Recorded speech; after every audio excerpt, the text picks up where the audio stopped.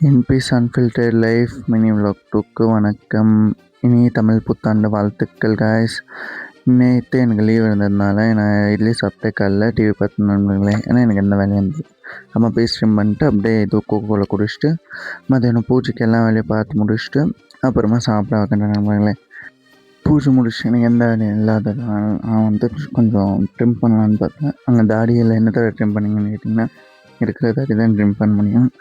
பாருங்க எவ்வளோ தான் இருக்குது. அதை ட்ரிம் பண்ணி முடிச்சுட்டு எங்கள் அக்கா கூப்பிட்டு வர கிளம்பிட்டேங்க. ஸோ இன்டர்ன்ஷிப் பண்ணிட்டுருக்கா. ஸோ அவளை போய் கூப்பிட்டு வர கிளம்பிட்டேன்.